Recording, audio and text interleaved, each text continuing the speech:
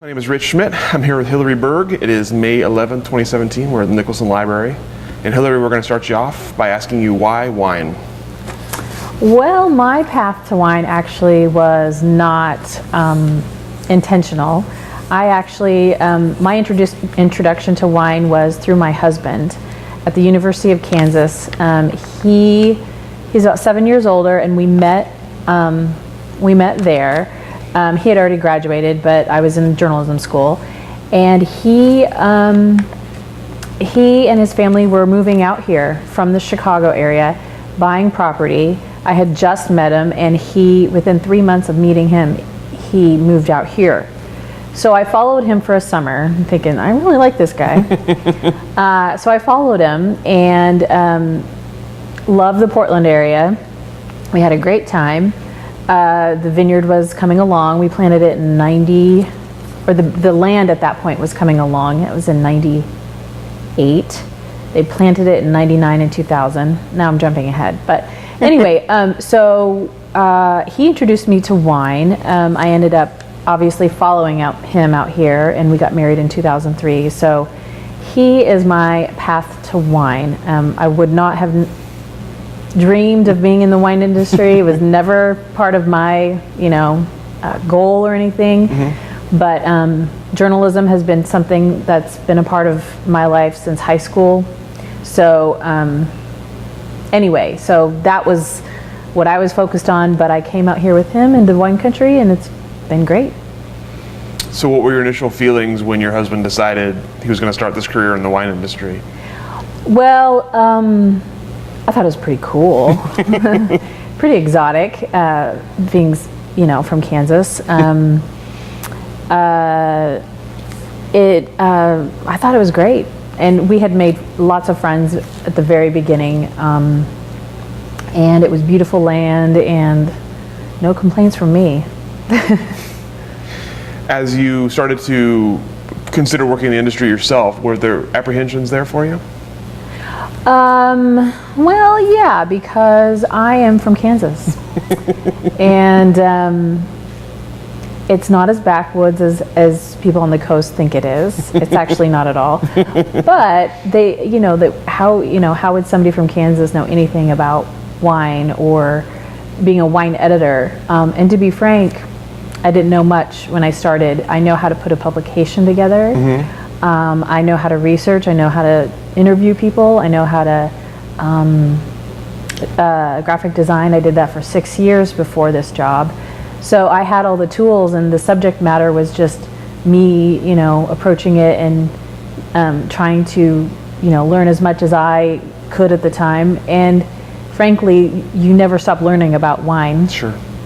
The best reporters are the ones that don't know everything. They're actually asking to learn themselves. So for me, the subject matter, yes, was intimidating, but I approached it in that kind of journalistic way that I'm just going to explore this, and I didn't think, I thought it would last, the job would, be a great way to get closer into the industry, mm-hmm. Besides owning a vineyard, but I never thought I'd be here for 11 years, 11 years later. So, but it's been fun, and it's, the wine industry they are very excited about their industry, and it's a lot of fun to be around that kind of excitement. So. Sure. So you mentioned a little bit about graphic design. What else were you doing before you started working on the wine press? So before the wine press, when I moved out here, I got a job at a company called Strategy Publishing, and they did custom publishing for trade publications. So Street of Dreams, have you ever heard of that? Mm-hmm. We did the magazine that people would pick up. I did graphic design. Mm-hmm. My major was journalism, but it was magazine, and so it was more of the layout. Of course, we had reporting and everything, but it was that particular track was more visual, I guess. Mm-hmm. And so I did graphic design, and it was in Tigard, and I really got tired of the commute mm-hmm. from Tigard to Yamhill. Mm-hmm. So I decided to explore how I could, work closer to home. I had met the owner of the News Register, Jeb Ladine, at a friend's house at a poker party. And maybe a week earlier, I had heard that the wine press was no longer, that the people that had been doing it since 1984 were no longer doing it. And so I thought, somebody should buy that and they can hire me to do the graphic design. Well, so I approached Jeb. I said, you know what? This publication's no longer being printed. I think you should buy it, and I think you should hire me. A bold statement. Yeah. And not to be the editor, to be the designer, because that's what I was super comfortable doing, and still am. But he said, okay. He said, but I see you have a journalism degree. I'm like, yes. Anyway, he ended up hiring me to be the editor, to be the whole thing. In the beginning, I was doing the editing, some of the writing. Obviously, I have freelance writers, but I was designing ads in the beginning. Now we have an entire staff that we share the News Register staff for ad design and stuff. But yeah, so in the beginning, that was very intimidating. Sure. So here's a girl from Wichita, Kansas, pretending to be a wine editor. That has never been me, and that will never be me. I'm just me putting together a publication and gathering stories. Sure. So that's been my approach, and it will be, because I am not a wine expert. So did you have trepidations then about actually being the editor? What convinced you to do it? Because I tend to do things that make me uncomfortable. When I start kind of feeling like I'm not being challenged, that's when I kind of start looking. And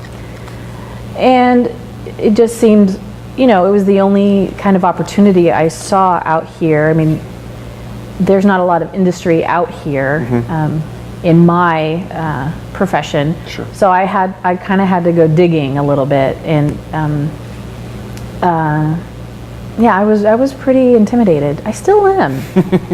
I'll see people on the street, that have been in the industry for, 30 years, like the Ponzi's, although they're friends of ours, and they still make me nervous, because you're still the newcomer, even though 2002 is our first vintage, so we're maybe one of the older people in the industry, but not at all. Right. Right. Not at all. Right. So it's one of those things where you always feel like a kid.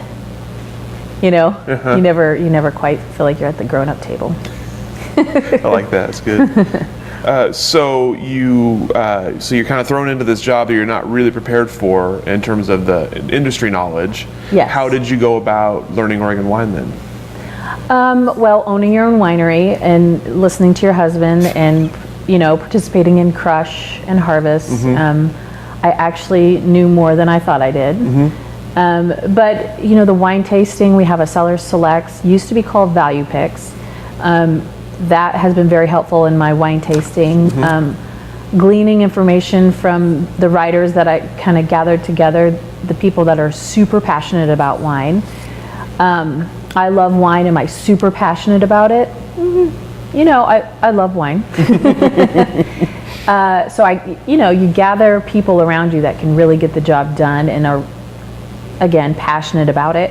And so I learned from them. Surrounding yourself with, educated people and learning beside them as well, too. I mean, wine is a never-ending, educational pursuit. I mean, people that pretend to know everything, that's just not, that's not real. Sure. So you mentioned that the wine press was on its way to shutting down at the time when it was sold. So what kind of reputation did it have in the industry? Yeah, so the wine press, it was the only thing that was being published on wine. The owners, Elaine Cohen and Richard Hopkins, they were passionate about wine, but they did not, they lacked a little bit of polish, and he was a writer, but there were lots of mistakes, lots of spelling errors. They were a two-person operation. I think they attended everything, everything, and I don't attend everything. I have freelancers that do, so I can see how they were very overextended. So giving them the benefit, they were, and they were entrepreneurs to be doing this. I mean, they had to get the distribution together, and the printing costs had to be figured out. And when we took it over at the News Register, everything was set, and I knew that would be the case. We had a printer, we had a distribution, a circulation program. They had advertising staff ready to go. So I kind of took it and put it into like a well-oiled machine while they had to create the machine. And so the reputation of it was not so great, but it was the only thing that they had, and they were friends of most everyone. So it was just one of those situations where I think that they really tried hard, but it needed to grow, and so I guess we took it to the next level. And we try to do that occasionally, taking it to the next level, because we used to be newspaper only. Now we have a glossy cover. I would love to be all glossy, but we're owned by a newspaper, so that's kind of tough. And they own the printing plant, so that probably won't happen under this ownership, but I can see it going there. But also people really enjoy, that's more Oregon, right? To be a little more granola and to have that, people like to think that Oregon is not all glossy, right? Yeah, absolutely. It's a little more homegrown, it's a little more down to earth, and so we've had people say, no, don't go all glossy.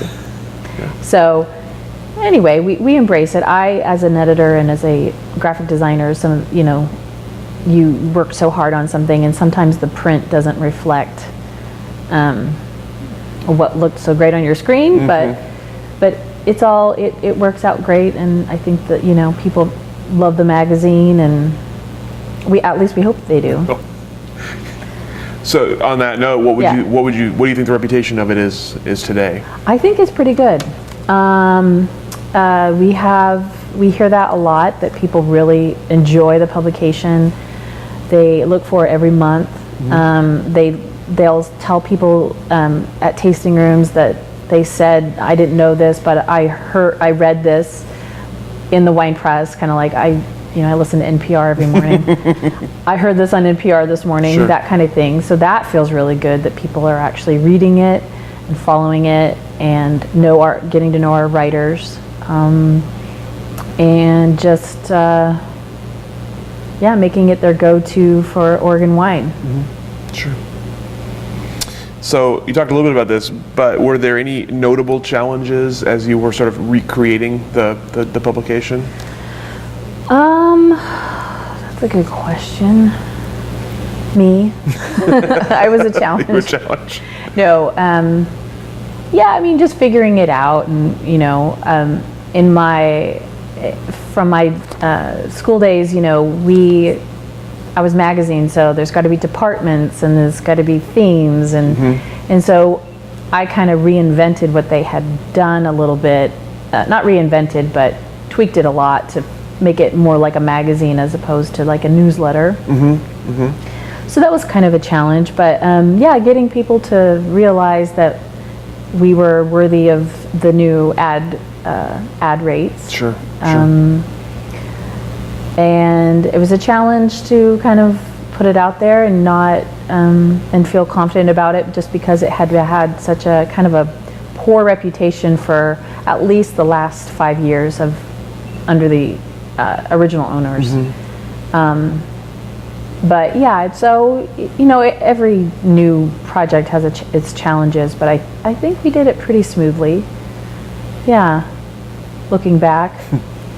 I might be blocking things out, but I don't know. Was there a moment you can remember where you felt like you had made it, or you were on the right track?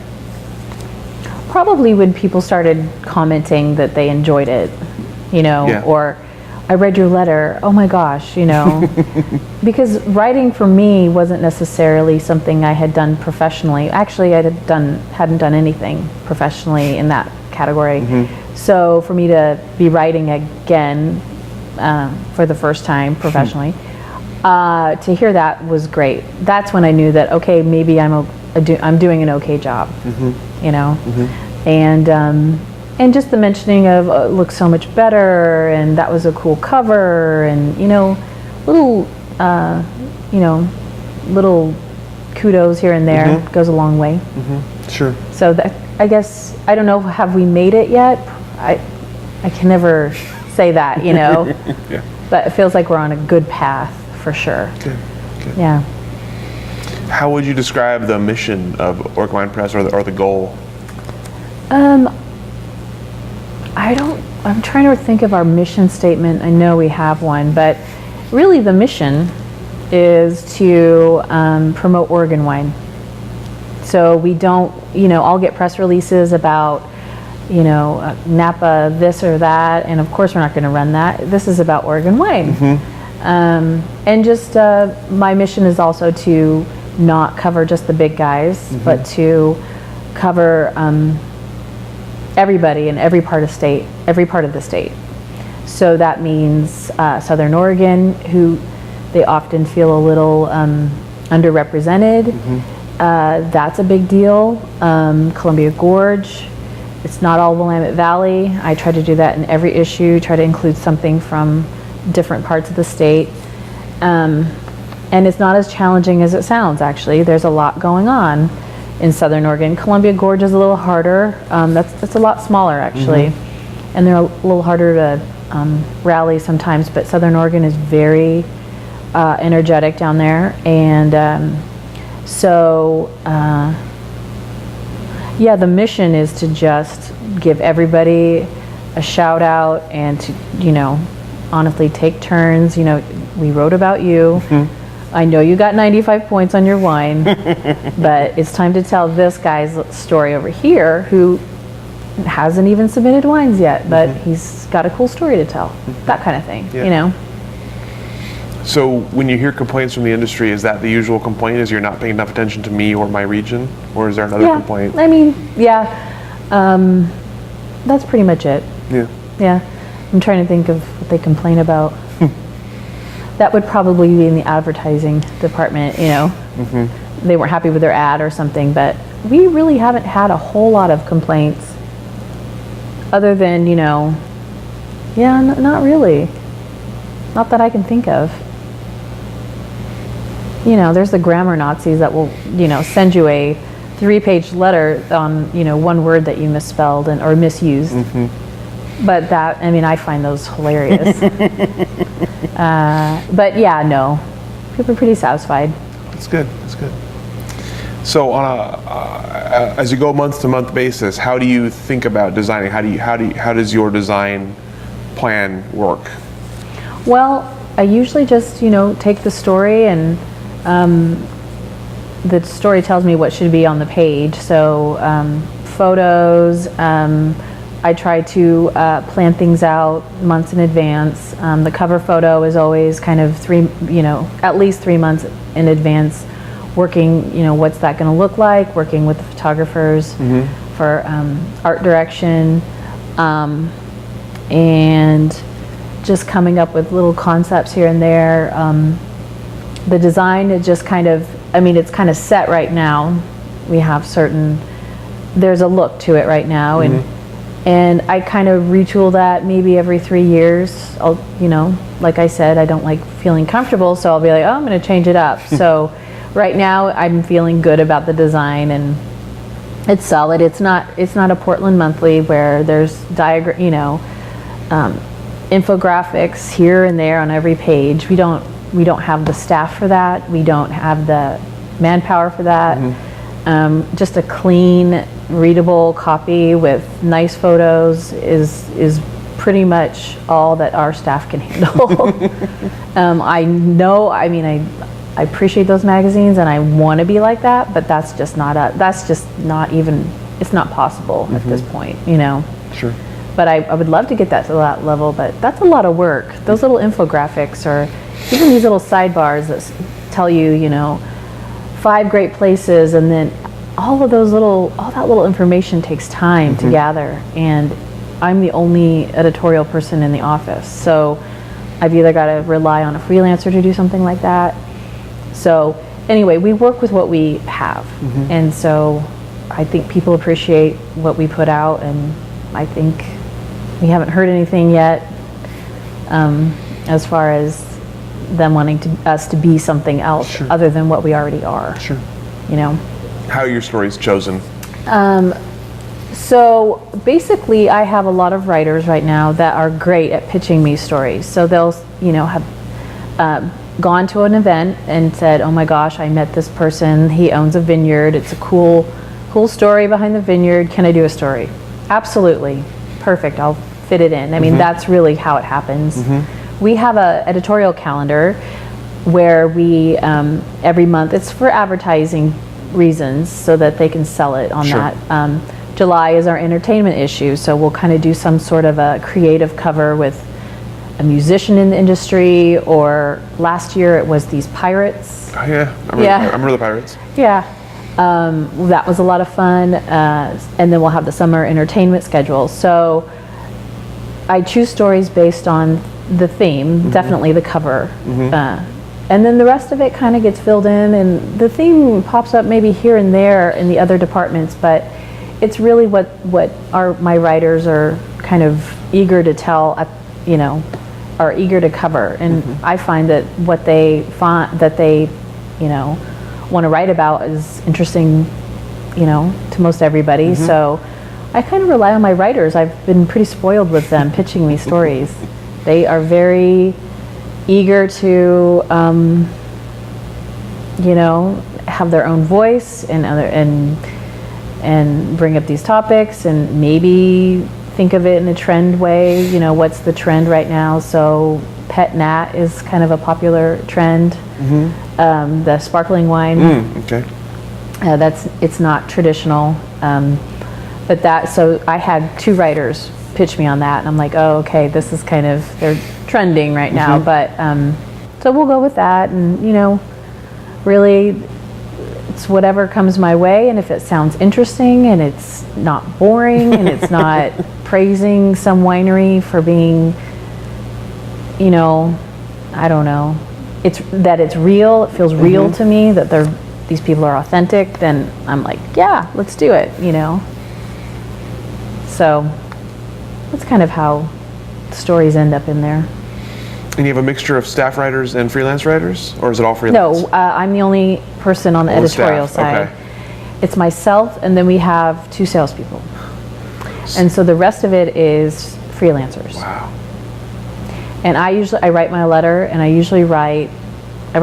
write all the headlines and the captions, pull together the calendar, and then sometimes I will write maybe 1 or 2 stories a month on top of that. If I feel like I can't convey exactly what I want in a story, I'll just do it. But most of the time, yeah, I'm assigning it, or I'm being pitched by a writer, or we have used stories from the News Register that fits because they are a parent company. Sure. And that's very useful, very helpful. So it's a real mixture. Sure.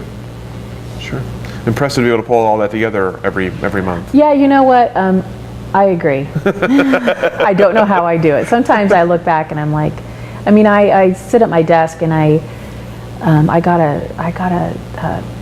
a subscription, or not subscription, a membership to Planet Fitness. I've gone twice. I think I'm going to go at lunch, and I never do because I'm sitting at my desk. Yeah. And I kind of, towards the end of the month, I'm just pushing through, and it is kind of a wonder sometimes how it all comes together, but it does. Sure. I've got it dialed in at this point, I think. Yeah. All right, let's change track a little bit here and talk about Roots Wine Company a little bit, and what you do with Roots and how Roots came to be. Okay, cool. So Roots, like I said, I met my husband in college, and he and his parents planted the vineyard in 99 and 2000. We have 7 acres of, no, 8.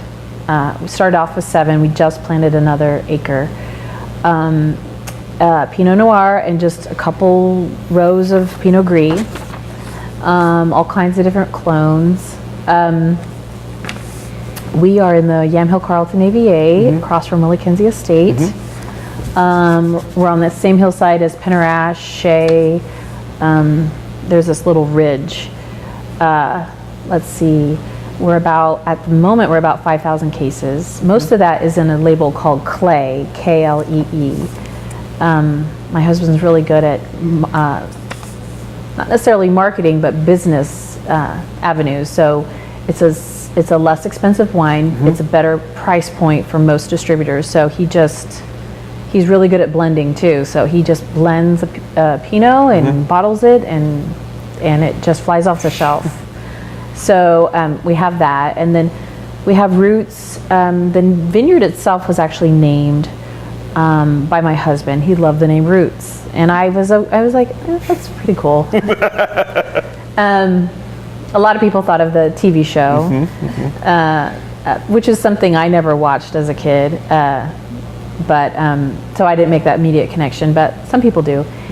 Anyway, we were actually at a tasting with Louisa Ponzi. My husband mentored under Eric Homaker, Louisa's husband. And we were at a tasting, I think it was a memorial tasting, and she was saying, what is the French name for root? And I don't know French, and so she's like, I think it's Racine. Well, it turns out that my husband was born in Racine, Wisconsin. So that was his root. That's awesome. So it's kind of a weird, a weird connection there. But the name of our actual company is Racine Wine Company, and he wants like 2 different business names. So it's Roots Wine Company and Racine Wine Company. But they, so Racine is actually our barrel select label. So if he finds a barrel that is just unbelievably great on its own, doesn't need blending, that gets bottled into Racine. So, yeah.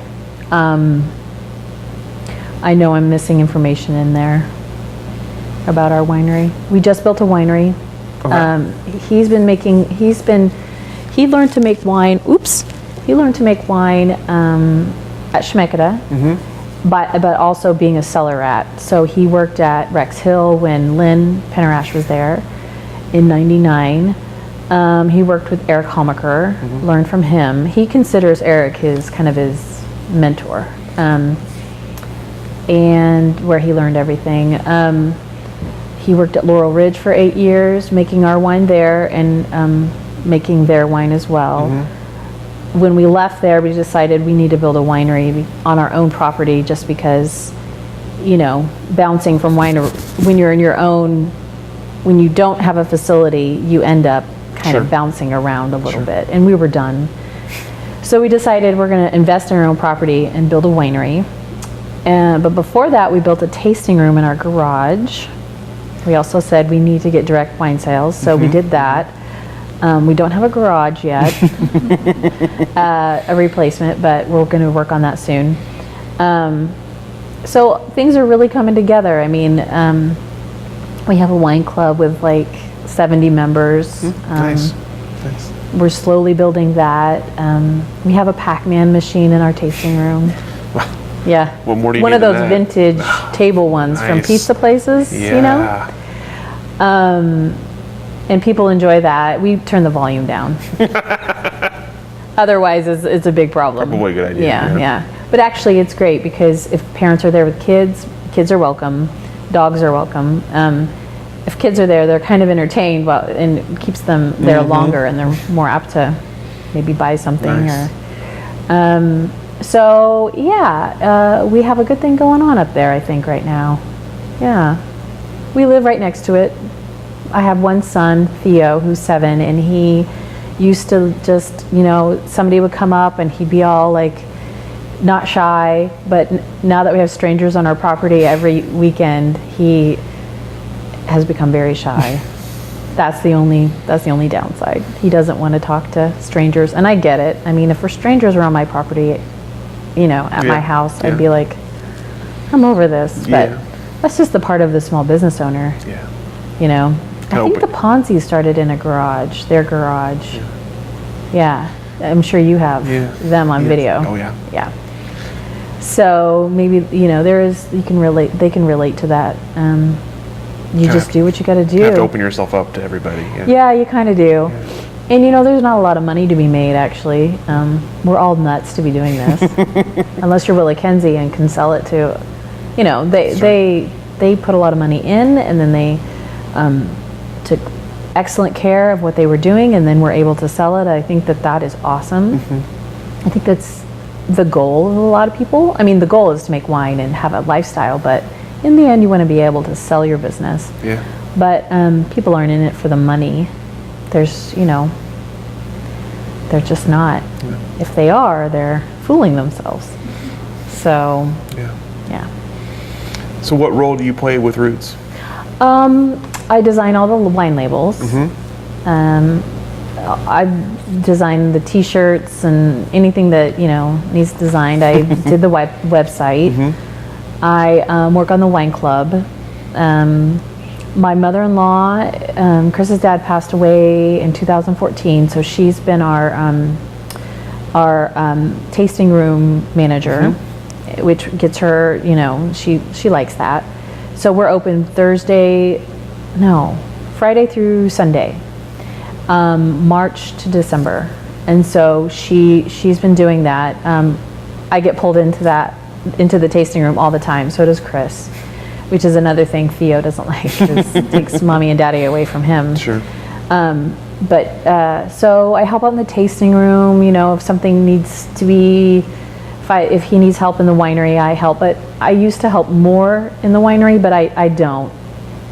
Chris really has it. He's very efficient and has an assistant, and I'm just not as needed anymore, and never really was. I think I'm thinking of crush and harvest, you know, being there to process the fruit. I haven't done that in years, and that's because he will do it, you know, middle of the day. I'm at work. He's going to get it done. He just does it. So, you know, I mow the grass. I mean, I scrub the toilets. I mean, I kind of do a little bit of everything. Sure. But the wine is all Chris. Yeah. And you talk about designing labels. You design labels for your friends as well, is that right? I have. Yes, so I've designed, I would like to do more, but it's just, it's a lot of time and ego. So, and a lot of them don't know what they want. They kind of, you know, they'll give you an idea and then you'll do it, and then you'll just be circling and circling. So it's not super efficient. At least I don't know. I'm not sure how to do that for myself. Maybe I should take a class on that. But most recently, Fairsing, I did their label. I've done Carlton Hill was my first label. That was another one where I found an image of his barn. He's a croquet guy, has a croquet court. And I found an image on eBay of a guy standing in front of a barn that looked just like his barn. So playing croquet. So I bought it and I said, "Here's your image, I'll do your label." And he said, "Okay." Nice. I guess I'm bossy, aren't I? So I did that one, and then others throughout the years. I did one for Eric Homaker, his H label. But yeah, so throughout, and we have our own little labels that we do. We just did a barrel project where we had a Grenache and a Cab that was in barrel for 67 months, and a Chardonnay that was in barrel for 30 months. Delicious. Wow. Yeah. And so we had these cool labels of rotting fruit. Illustrations of rotting fruit. Now that is my husband's idea, and they came out gorgeous. It is, you'd be shocked. So yeah. takes a certain sensibility to pull off routing for My you. husband's very creative. He'll come up with ideas, and I'm like, oh God, are you sure? And then it just, I mean, our tagline is "Soil yourself." That's him. That's not me. And I was like, why don't we put "spoil yourself" and just kind of italicize the P, and so they kind of get the inference of soil. He said, no, it's "soil yourself," and that's that's our tagline. It's on T-shirts, and people love it. That's Yeah. pretty great. That's pretty great. So is there, you've obviously made a lot of relationships in the industry, both Yeah. by being in the industry and being in the wine press and all that. Is there any one in particular that kind of inspired you, or that made a big difference in your time in the industry? Most definitely my husband. Cole Danauer was a great person that I learned a lot from. I didn't know him as well as, or as long as I should have. Again, I was totally intimidated. So I'd see him at a industry gathering and I'd avoid him. I'm like, oh my God, because I'm, imposter syndrome. I'm an imposter. Shouldn't be here. But Yeah. I really looked up to him. He didn't know it, but the way he carried himself, his writing, his, just him.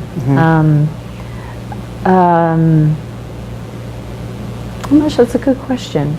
Probably my husband. Makes sense. Yeah. Makes sense. Yeah. I really respect him.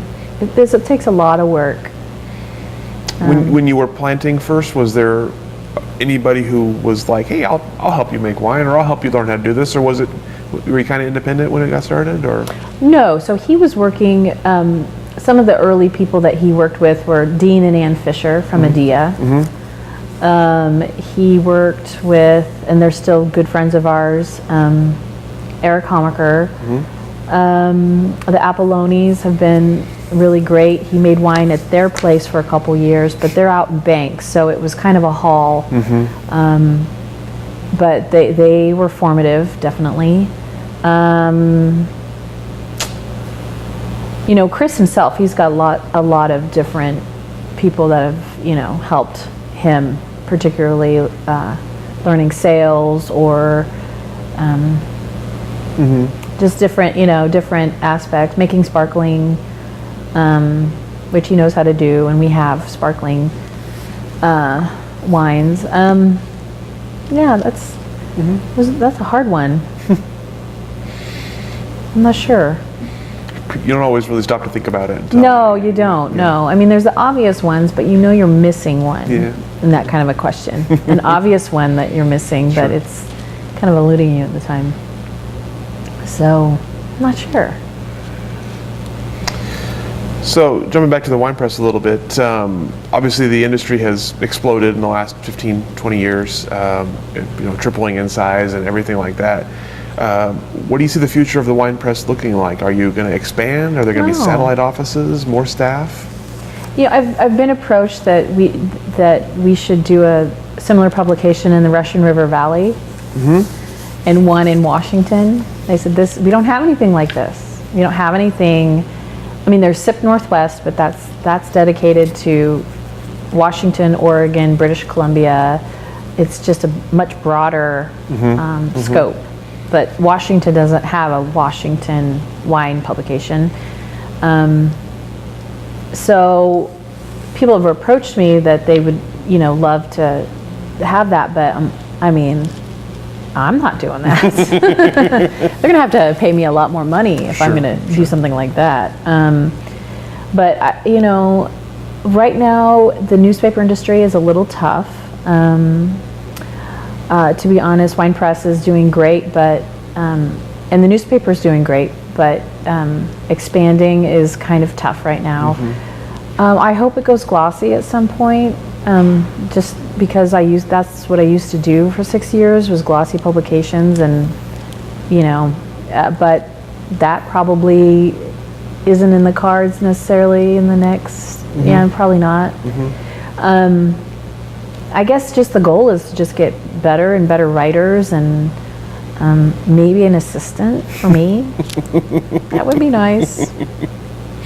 A staff writer, that would be great. Yeah.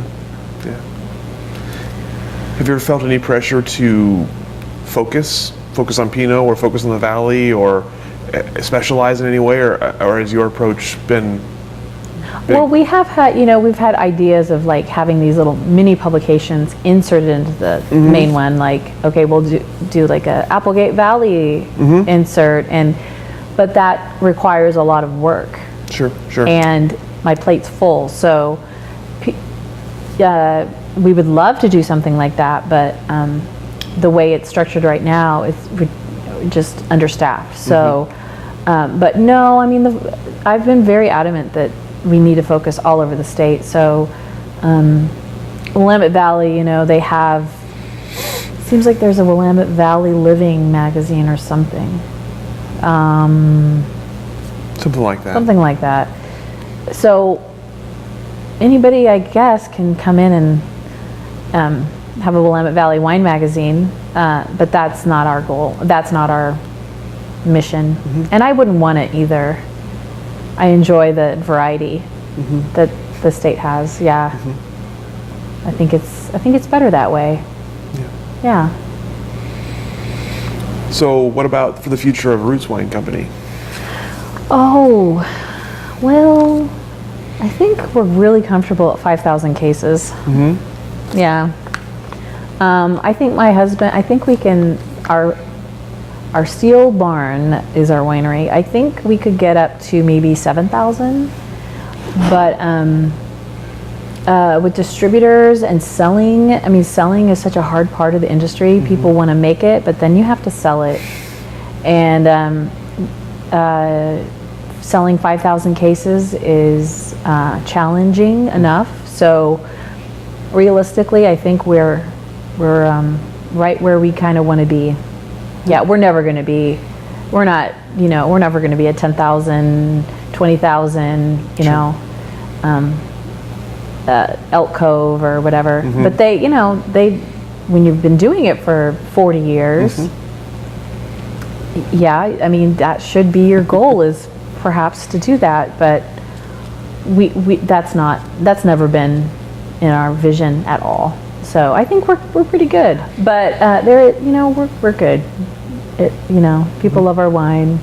We don't really get scores. My husband doesn't believe in it. We do it every once in a while because we get pressure from distributors, but we're not. We are who we are, and you can come up and hang out and play some Pac-Man and drink some good wine. Sure. But we're not trying to be anything other than what we are, and I think we're just being true to ourselves. So, yeah. Cool. What about, so you have a pretty interesting perspective on the industry as a whole.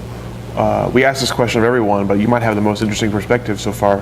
What do you see for the future of the industry, Oregon wine industry, next 10, 15, 20 years? What do you see happening? Well, I think there's going to be more and more vineyards for sure, and wineries. California coming, there's always been Californians. Wasn't he from California? They're all from California.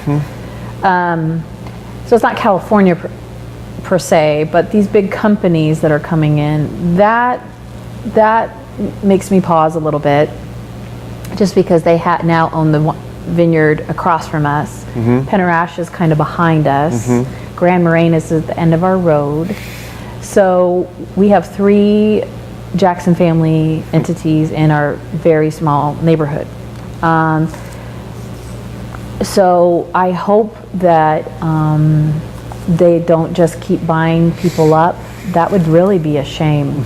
That it would be just one company. That's not a good way to go. But I don't see that necessarily happening. There's just too many little guys out here. We're made up of a lot of little people. So I think it's an exciting time. I think that it's also, there's a lot of people, the old guard, that are making decisions, like the recruits, our kids, aren't interested. I don't know their story, but I imagine their kids weren't interested in taking it on. So what do? You have to sell. Yeah. So there's that. Elk Cove, that's not a problem. Ponzi, that's not a problem. Sokol Blosser, that's not a problem. But some of these bigger ones that the kids are not involved, they're going to be selling. But I think the quality is just getting better and better and better. Who is making the wine? I don't know.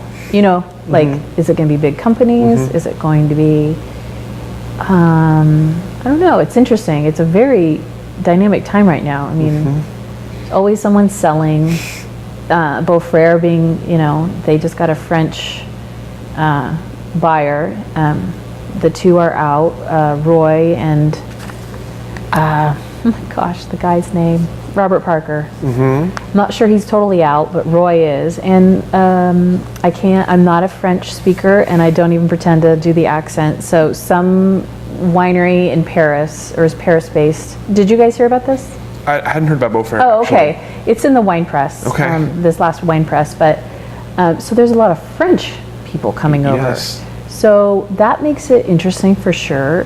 That I don't have a problem with that. I think just the bigger companies buying up land like that makes me a little hesitant, but they also bring a lot of cachet and money, and so I don't think anyone's complaining right now. Yeah. Things are pretty good, and the quality of Oregon wine is just getting better and better and better. So, yeah. What about the size of the industry? How big can it get? Oh gosh, I'm not sure. We'll have to deal with, let's talk about climate. Sure. I mean, I don't know how that's going to play into what we're growing or the amount. One harvest could, if there's a lot of powdery mildew, you're going to have a smaller harvest. What are the disease pressures every year? I'm thinking of volume of fruit and wine. As far as the volume of people making the wine and wineries, I think that's going to just keep growing for sure. But there is only so much land, Right. And Oregon is very good at protecting certain parts, like the oak savanna. Right now, people are. Yeah. I was just reading about That was the Yeah. cover story of the May issue. Yeah. People want to tear them out and put in vineyards. That's the spot where vineyards go, is these hillsides. That's where the oaks thrive, and so there's people are hesitating to do that. So there's only so much land. I don't know. I don't know how big it's going to get, or I think it's just an organic process, Sure. And if it didn't get any bigger, I think that would be great, Sure. Because people are still making great wine, and it's still approachable, and it's not, Napa Valley Disneyland, and it continues to be what it is, authentic. Then that's a good thing, So this kind of sets up the next question I was going to ask you here. Oh. So, if you were talking to someone who had no knowledge about Oregon wine, how would you describe it to them? I would say that it is definitely authentic. That it is carefully made and carefully constructed as far as the vineyards it comes from. It's and the people making it, and that it's down to earth. Some of it's snobby, but a lot of it isn't. There's a lot of people out there that just really like wine and want to make it and not care what everybody's saying in the media about it. Like having These people are hardworking people. Yeah. It's not people with trust funds that are just, this is their winery that they own. They're actually out there you know, with the weed whacker and scrubbing the toilets and, Sure. you know, Sure. really working the entire business. For most of us, we touch everything, you know, from, you know, the winemaking, the growing, the marketing, the selling, you know, everything. Yeah, I mean, Oregon wine is, it's just a very real industry. It's very real, and people are friendly for the most part. And it's an open industry. I mean, welcoming people from Kansas, people from California, people from France, people from Wisconsin. I mean, it's just open and authentic and heartfelt, I believe. That's a good description. I like that. Yeah, thank you. All right. Well, that's all the formal questions I have for you. Is there anything else I should have asked or anything else you'd like to mention? Nope. All right. Nope. Well, then thank you very much for your time. We really appreciate it. Cool.